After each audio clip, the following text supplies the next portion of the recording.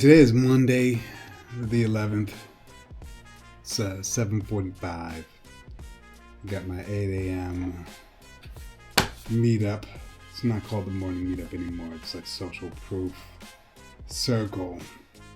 I don't know about the name, but anyway, I'll be there. It happens at 8 o'clock, so I got a couple of minutes to hang out with you guys. Wanted to do, let's see, I've got 6 cards. Let's see. Maybe we'll do a card a minute. I don't think we're going to get it through it that fast, but I'm going to share a couple of things. First, what AI tools am I using these days? I'm just going to run through these cards. I'm going to share a couple of things. Anyway, what AI tools? Chief of the AI tools right now, I would have to say, is Claude. I'm using Claude Co-Work. I'm using it to run autonomous computers, and I set up those computers with identities and a set of tasks, and Claude plows through them. I've got right now 3 autonomous computers each set up, setting up a framework. If that works, that might be the framework of the future, is setting up these computers with their own set of tools and letting them have, like, dare I say it, like an identity that they do, and they do it. It's turning out to be rather successful. Secondarily, other AI tools, I use development tools mostly. Big on Lovable, big on Replit. I could go on and on, but those are the major ones. That's what's really shaping what I'm doing right now. Anyway, secondary, what sales tools am I using? Apollo.io is a nice outreach platform. I'm also using LinkedIn a lot. And then I use network.ai as my CRM engine to make it all run, my automations, my AI, all that stuff.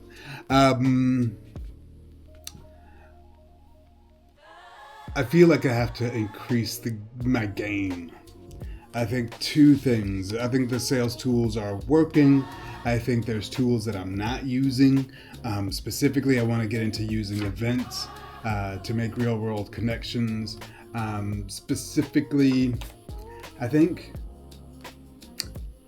a lot of people are on Facebook and Instagram in a professional capacity, and I think we've often overlooked it, thinking LinkedIn is the only way to go. I think there's a stubborn professional audience that will never get on LinkedIn. And you might have to go to Facebook and Instagram to meet them in specific contexts, especially when you're talking about end users. So anyway, that's what I got going on in sales. Podcasting tools. I don't know. This could be a setup because, of course, I'm going to say PodIQ. PodIQ.ai is the podcast tool to use. I use it to map out all my content. I'm using it to actually use voiceovers. We've got a partnership with 11 Labs, so you can program your voice on 11 Labs, bring it into PodIQ, and create the whole podcast with your own voice. Maybe I might do a class on that, but PodIQ is top of the list. I don't even know what else there is. There is nothing else. Anyway, that's that.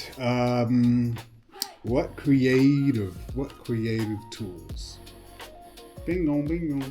What creative tools am I using? When you say creative, I'm assuming pretty pictures. In terms of creative stuff, I do Suno on the audio. I used to do I was a big audio guy, and then they signed with Universal and you couldn't have your own rights. I produce the content or the music with Suno specifically so I can have rights. So you're taking my rights away. Oh, you got problems. So Suno, you maintain your rights. In terms of images, I use all the guys, really. I use Midjourney because they have a particular je ne sais quoi, one might say. But also the tool allows you to convert it from image to video and it's so tight. For images, I also use Ideogram. It used to be the Ideogram. Number one, they've got a lot of not templates, but preloaded design looks. So I use those a lot. And then they render type really well under all circumstance. I know a lot of platforms are getting better. ChatGPT image getting better, Nano Banana better, all those things, but I'm still a Ideogram addict. And then video, I used to be a big Sora guy. I'm always a big HeyGen guy, but Runway ML is doing it, and then I'm kicking it with SeedDance these days. I've been kicking it with SeedDance. Anyway, boom! That's what's happening with that. And then, what video tools am I using? So, first off, well, I'll talk about my gear. This year with gear, I'm going DJI 100%. All in on the DJI. I've got the Pocket 3 that I use. It's really easy. It's really small. The gimbal gives you a really good on-the-move flow. The image quality is dope. The whole workflow in terms of just having something small. DJI mic is dope. Having the micro SD, whatever, blah, blah, blah. Pop it in, take it out, put it in your machine. I used to have a workflow that had iPhones. I used to shoot on iPhones. That workflow is kind of difficult getting it from phone to machine. So even though the image quality is brilliant on the iPhone, as well as the Pixel, I have the Pixel 10 as well. Both of those, actually, to tell you the truth, I prefer the video that I get direct off of a mobile phone more than DJI. But all of the other benefits on DJI outweigh.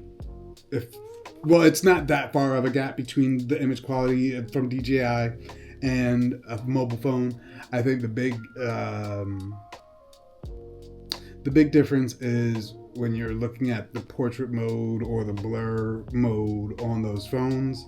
They give you a depth of field that is brilliant. It's a little bit of a cheat because it's mechanically there. It's not done by the lens, but it's brilliant and it looks really good, and I think they've perfected it.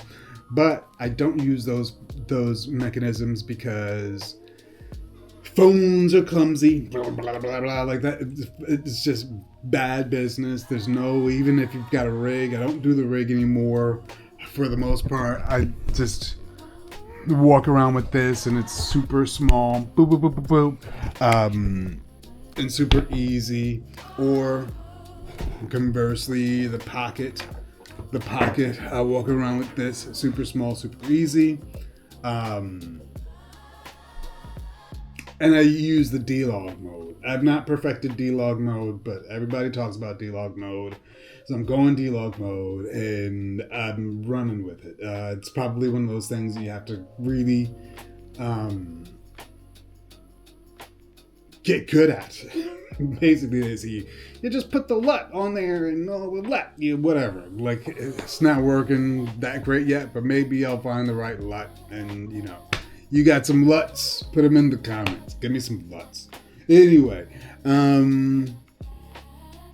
that's the gear. Beyond that, I'm really a CapCut guy, which is maybe why I don't get the LUTs. I know there's CapCut, like DaVinci Resolve is the place for the LUTs, actually.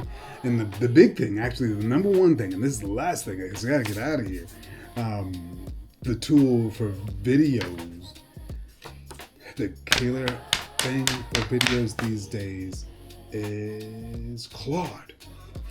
Claude Co-Work edits videos for me now. I got a client that Claude is editing the videos. I'll tell you the big thing.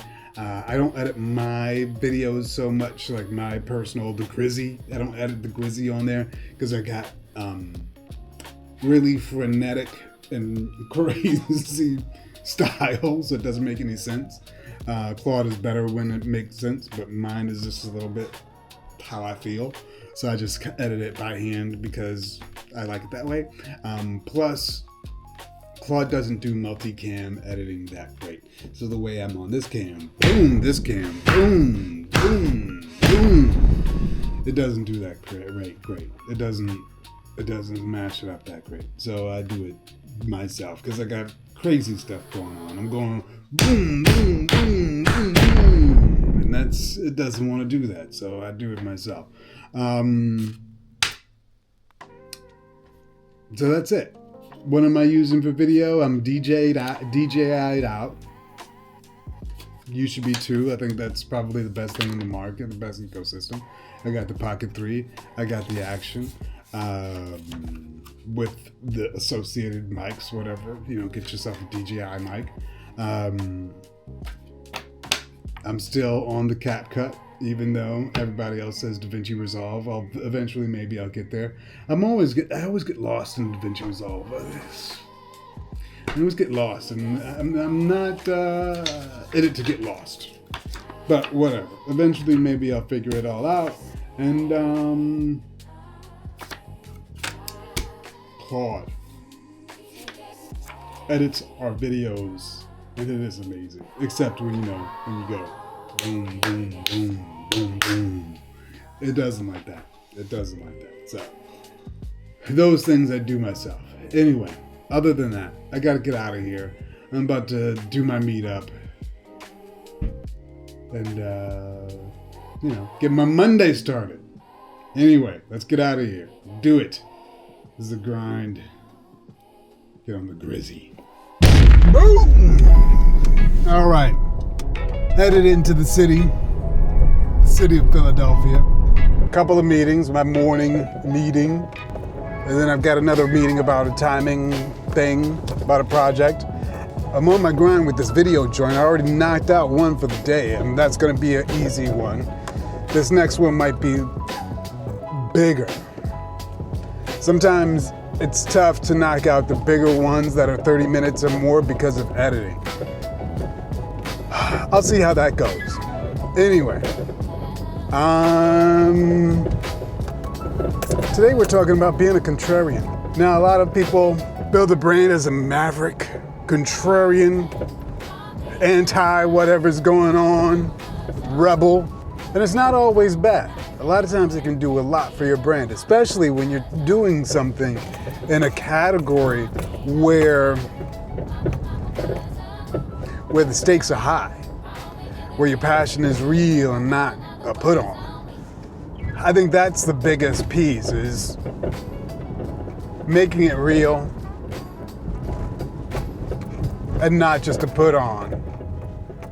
But then, beyond that, how does it actually convert for your brand? How do you actually build a brand on that and not just be a dick face, I guess? I don't know. Anyway, we'll be talking about it today. That's what my session is going to be on today. Maybe should I call them sessions? Anyway, I got to get to work. I got to get breakfast. I got to get on my calls. I got a couple. And then today we'll drop a session on building a contrarian brand, what that looks like. Anyway,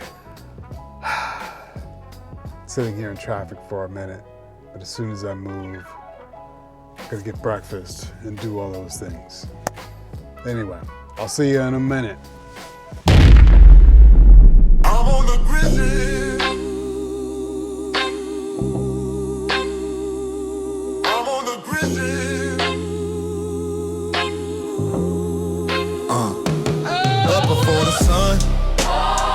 Same shoes, same run. Turn the pain to a plan. Turn the plan to a flood. Mama praying in the kitchen. Grease pot pots hissing. I was broke, but I listened. Yeah. Now my hunger sound different. I'm on the GRZY. Hey! All right, so I got 2 minutes before my next meeting. 2 minutes should be enough. So, 100. That's the point of this video, the mini video, a little interstitial. 100. I'm doing a 100 challenge. What does that mean?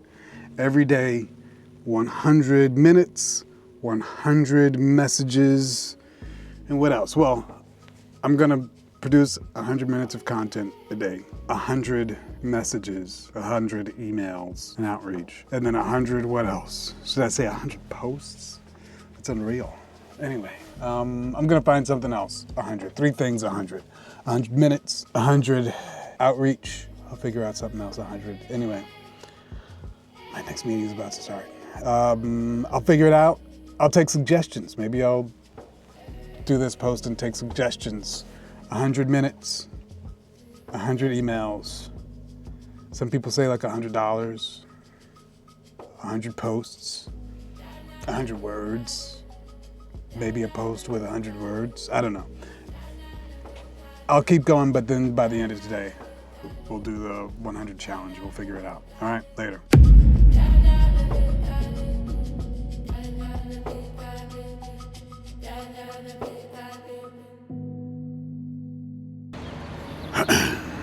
So I figured out what the last 100 is. So we're gonna keep it 100. We've got daily, and when I say daily, I mean week daily, like weekdays. So 100 posts. Oh, sorry. That's the last 100. Started at the back. Anyway, so first 100 minutes of content daily. Second, 100 outreach emails or DMs, but outreach the scale of 100, and then 100 posts. We'll take the content, chop it up different ways. I got the whole thing. I'll make a thing, like an outline. But we're gonna keep it 100. 100 minutes of content, 100 email outreach, DM, whatever, and then 100 posts. All right, that's it.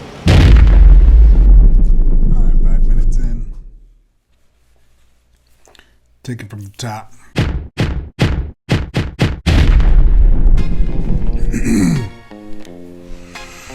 All right, the GRZY. Today we're talking about the Contrarian Advantage. So, starting it from the top, because let's get real.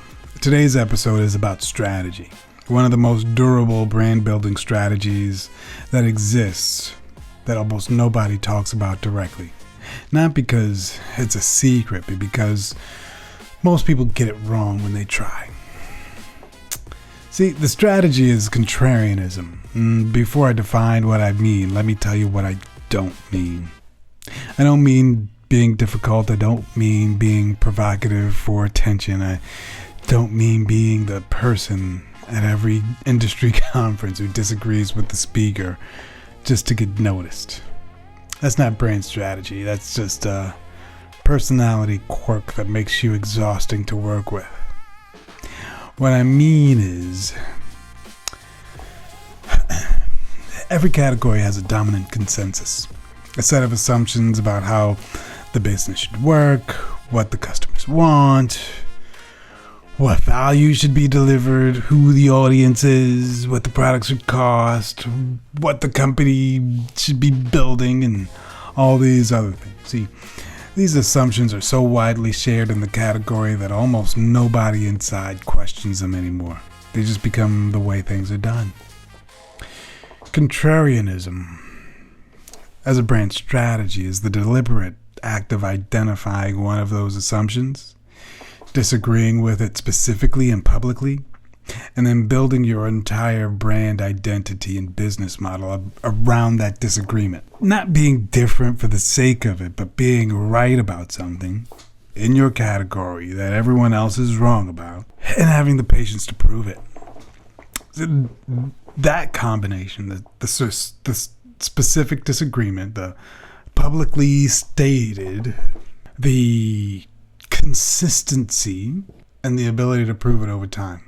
That's how the biggest brands in almost every category are built. Not being better at the consensus, but by changing what the category competes on. See, these 3 sections, I got 3 sections. Three. I try to do things in 3. Let's do it in 3. 3 sections. First, We'll take a look at what contrarianism actually looks like when it's real and how to tell it apart from the fake version. Second, we'll take a look at the case studies, people and companies that use this strategy to build category authority from scratch. And that's what I'm doing. I'm building PodIQ from scratch. Let's be frank. I look at this through the lens of my own business. So I'm building it from scratch. I think I just talked about it. How do you do it and do it for real? And then third, how to find your contrarian position and what to do with it once you got it. All right? Let's go. Let's talk about it. It's the GRZY. All right, so section 1, contrarianism. This is the first one. What real contrarianism looks like. See, I think a real contrarian position has 3 parts. Well, again, another 3. It's 3 and threes, whatever. You have to have all 3 to be present. If any one of them is missing, you don't have a brand strategy. You just have an opinion. You have a thought. You have noise. So, first, it must oppose something that's real. Some real dominant opinion, consensus, thought. The consensus you're agreeing with has to actually exist and actually be the dominant train of thought. The most powerful contrarian positions target assumptions that are usually so embedded in the category that nobody even realizes that they're assumption anymore. They kind of just look like facts. People are like, facts. No, it's not facts. And let's look at the sports industry in the early 2000s. The consensus was athletes play, brands tell the story. Athletes get paid to show up in ads. They don't control the narrative. They do not own the media infrastructure, and they definitely don't build company. Then the deal was talent just to take the dollars, take it or leave it. That was the industry practice. And then, anything else, it was industry assumption so deeply held that when LeBron James and Maverick started pushing against it, the sports business world largely thought they were being naive about how things worked. They weren't being naive. They had identified the assumption, and they disagreed with it. Criteria 2.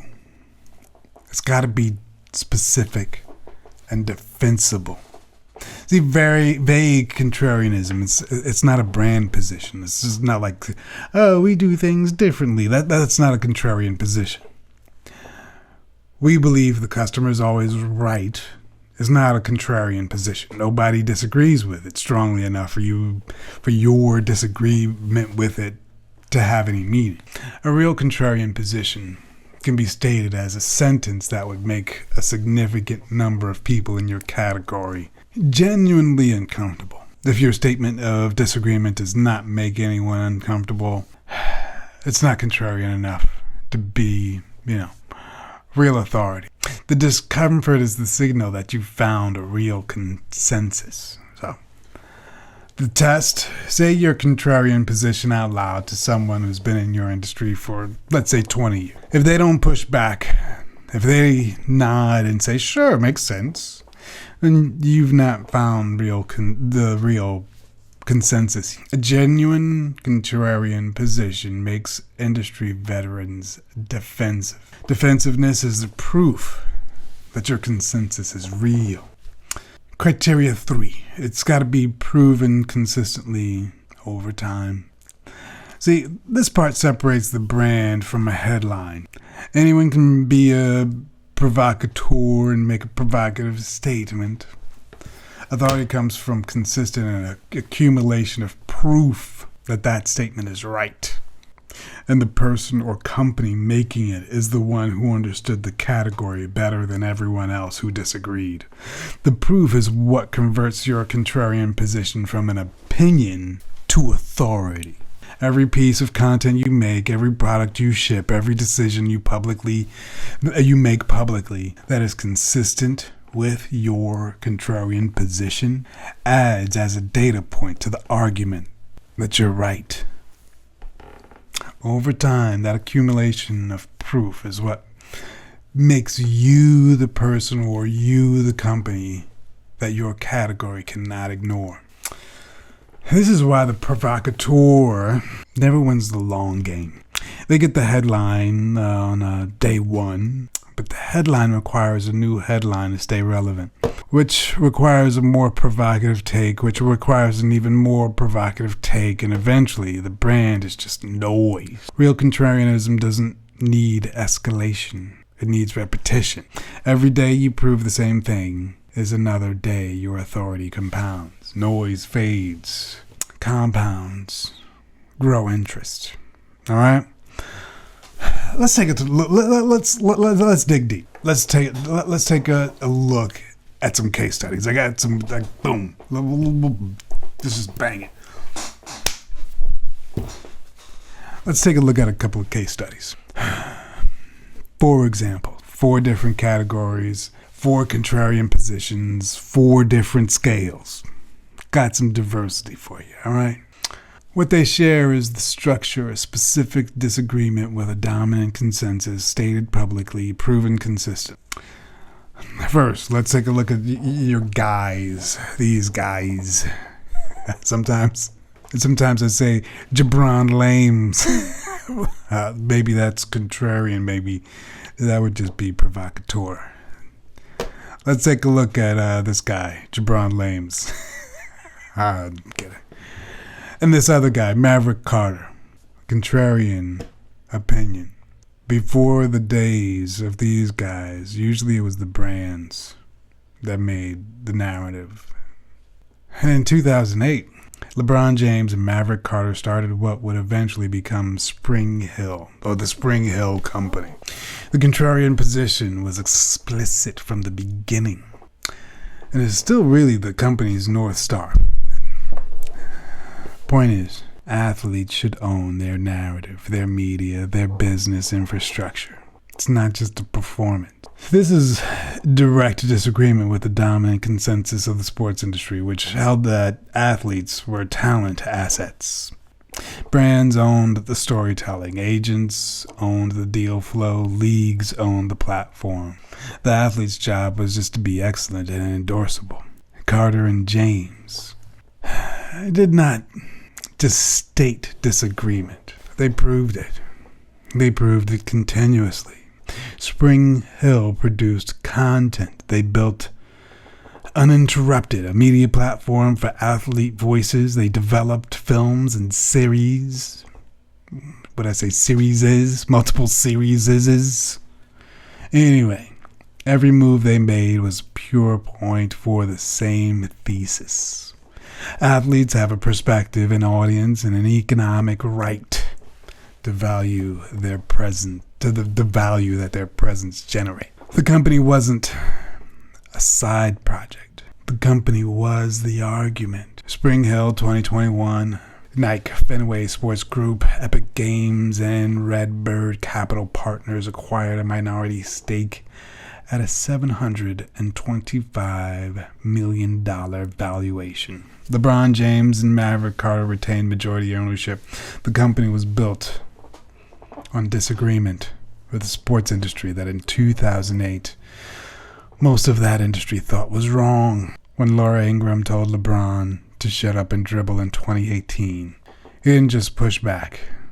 He used the phrase as the title of a documentary series. He turned the consensus talking point against him into a proof point that supported his contrarian thesis. That's how you use a contrarian position. You don't hide from the attacks. You convert them into evidence. Case 2. Nipsey Hussle. Charge for access, not for product. In 2013, Nipsey Hussle released a mixtape called Crenshaw for free online. Simultaneously, he sold 1,000 physical copies, each for $100 a piece. The music industry consensus was that mixtapes were a promotional tool. You gave them a way to build an audience and monetize the audience through shows, merchandise, and major label deals. Nipsey, he had a contrarian position that was different. The fans who are really with you will pay for direct access and ownership. The free version is not the product. The relationship is the product. And the people willing to invest in the relationship at a premium level are worth more to a brand than 1 million passive listeners who paid nothing and feel nothing. Jay-Z bought 100 copies. Snoop bought copies. The Contrarian move generated more cultural attention than any traditional free release could have, because the $100 price tag was itself the story. It asked a question of the audience. Are you actually invested in this? Or are you just consuming it? So, Crenshaw in 2013, just 1,000 physical copies sold at $100 each, $100,000 in direct revenue on a mixtape, a format that the industry had declared free. The release generated global media attention. The established Nipsey as a category, redefining artists before a single streaming number was logged. Nipsey continued proving the same thesis with every move he made. The Marathon store in Crenshaw, smart biz cards that gave paying customers exclusive digital access, co-ownership structure for his business ventures. The contrarian position: invest in your real supporters, charge for real access, and build community around ownership, became his entire brand identity. Not just in music, in business, and in community. He was right about something that the industry disagreed with. He kept proving it until the industry could not argue. Anyway, number 3.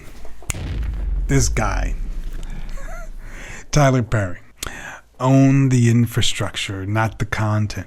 So, the Hollywood consensus was, to succeed in film and television, you needed Hollywood. You needed studios, you needed networks, you needed agents who had relationships with the studios and the networks.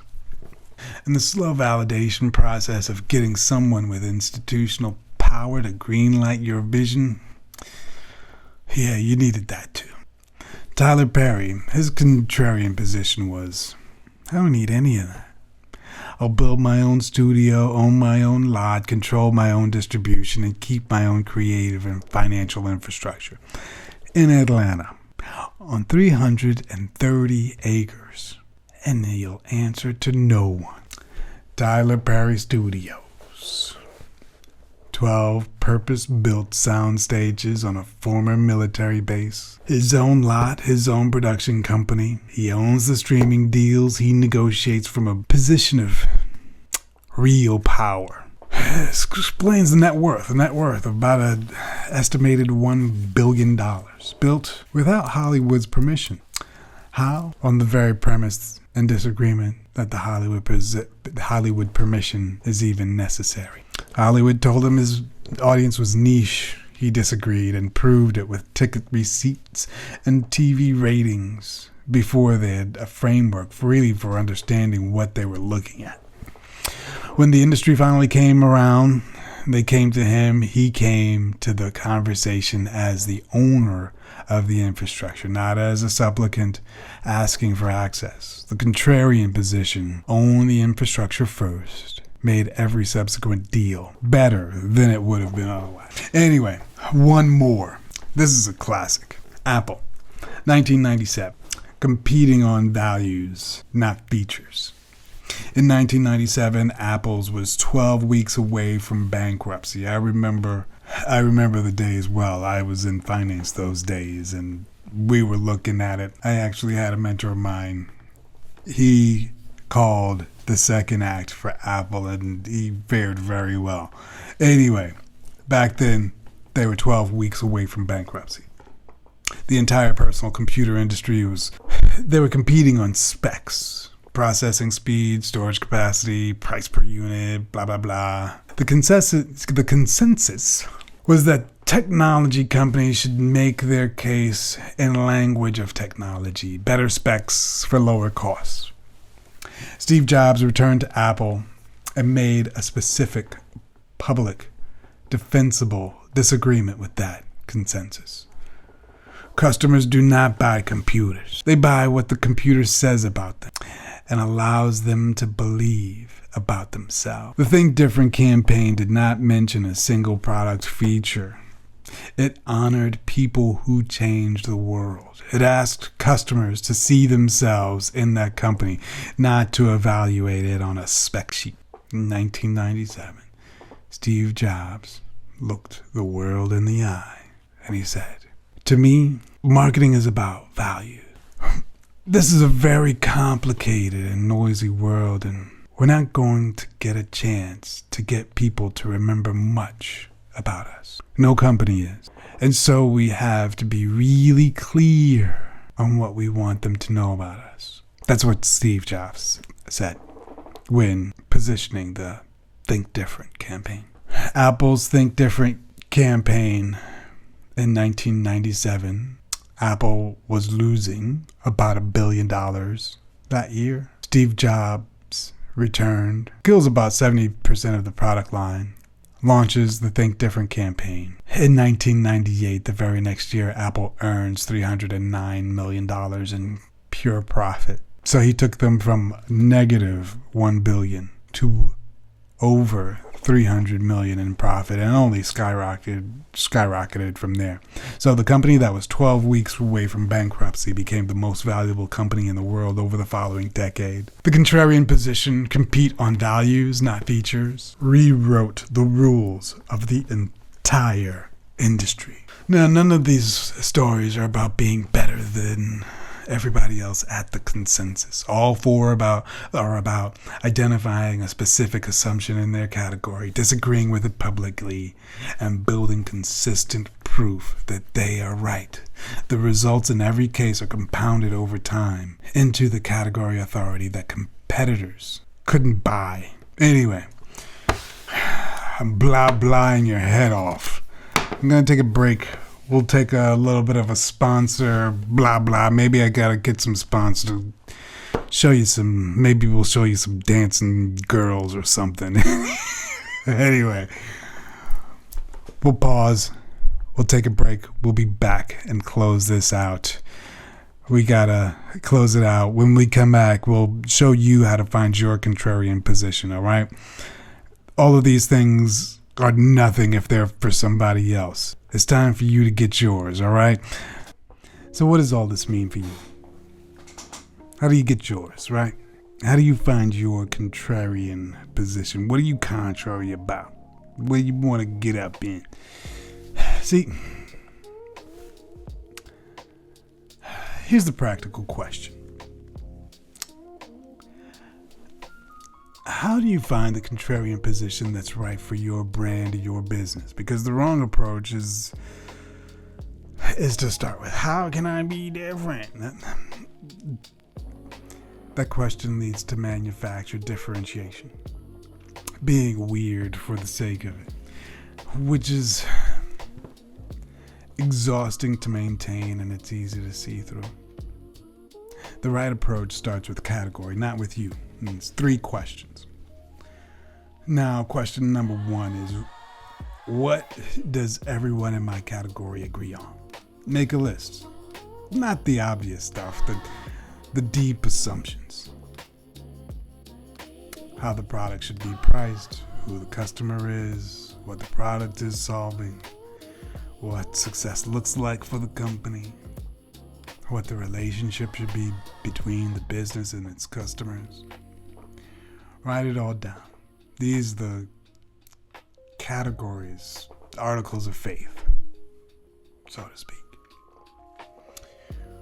Question 2. Which of these do I actually disagree with? Not which ones are mildly suboptimal. Which ones do I think are genuinely wrong?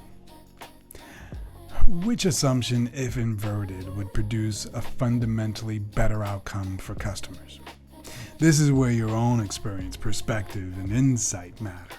You see, the best contrarian positions come from founders who've lived outside and inside the category long enough to see what nobody else is looking at directly. Number 3, question 3. And this is the killer. Can I prove this disagreement consistently? A contrarian position you can only stage once. It's just a headline. A contrarian position you can prove every single day through your product, through your content, through your pricing, through your partnership, through your hires. That's a brand. Before you commit to a contrarian position, ask yourself, what would it look like to produce proof of this thesis every week for 5 years? If you can answer that question, you found a brand. You got it. If not, you got to keep looking. Now, I want to say something very specific to this audience because there's a structural dimension to contrarianism that matters more for Black founders than it does for anyone else. When you are building in a category where the dominant players don't look like you, have not historically served people who look like your customers, and have built their consensus based on assumptions that were never designed with your community in mind, you already have a contrarian position available to you that no amount of position strategy can manufacture. You know something about your customer that the incumbents don't know. You see a gap in the marketplace that they've been overlooking forever because they were not looking at the part of the market where your customers are. Listen, category incumbents and blind spots in almost every major consumer category. The dominant brands were built on assumptions about a customer base that excluded Black customers or treated them as a secondary market. Those assumptions are the consensus. The contrarian position is not hard to find. It's hiding in plain sight in the gap between what the market assumed and what your community actually needs, values, and is willing to pay for. Nipsey Hussle did not discover contrarianism in a business school course. He looked at the music industry's relationship with his specific community, Crenshaw, LA, and saw that the industry's assumptions about what that community wanted and what it would pay for were wrong. His contrarian position came from proximity to a market that the industry did not understand. The irony is that the industry always says there is no market for what you're building, right up until that market shows up. Then they say they always knew it was there and they were just waiting for the right execution. This rewrite of history is so consistent that I started to think of it as a test.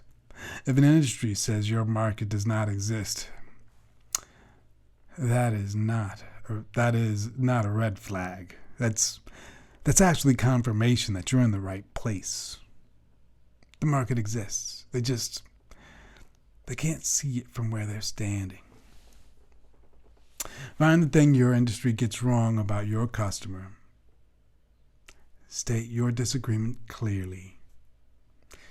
Prove it every day. That's the Contrarian Advantage.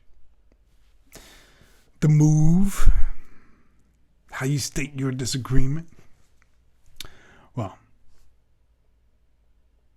here's the move for me this week. 1 exercise, 1 sentence, and a 5-year test. The exercise, take the category you're building in, your industry, your niche, your space. Write down every assumption you can identify about how the category works. Then, circle the one that you know from your experience in proximity to your customer is wrong. The circle is the beginning of your contrarian position. The sentence, Write one sentence that captures your disagreement. It should be very specific enough that a veteran in your industry would push back if you said it in their face.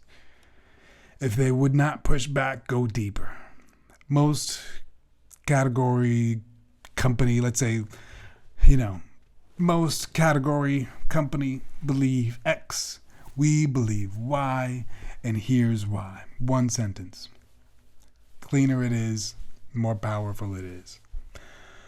The 5-year test. Ask yourself, how would you prove that sentence every week for 5 years? If the answer is clear, through your product, through your content, through your customer stories, your pricing, your decisions, whatever, you've got a brand strategy. If the answer is unclear, the position is not specific enough yet. Keep sharpening until the proof path is obvious. The brands that win are not the ones that executed the category consensus best. They're the ones that changed what the category competed on. You can't do that by being better at the old game. You have to do it by naming a new game. And then being so relentless and so consistent about proving you're right that the category has no choice but to follow. Anyway, I'm going to put together a resource. Maybe an AI resource. Maybe I'll do something on network.ai. But first, I'm going to do this practice right on PodIQ. I'm gonna eat the dog food, as they say. Eat my own dog food. I'm gonna go through the exercise for PodIQ, see what it's like. I'll be back tomorrow with my answers. Maybe you'll be back tomorrow with your answers. All right? Anyway. 725 million built on disagreement. $100 mixtape built on disagreement. A studio in Atlanta on 330 acres built on disagreement. This pattern is not a coincidence. Find your disagreement. State it clearly. Prove it every day, fearlessly. Anyway, Mickey Black, this is the GRZY. I'm done here. I'm going to go do my exercise for PodIQ. I'll be back here tomorrow and we'll share. I'll see. I'll find my disagreement, find my contrarian joint. Anyway, I'll be back. Until then, stay on the grind, stay on the GRZY.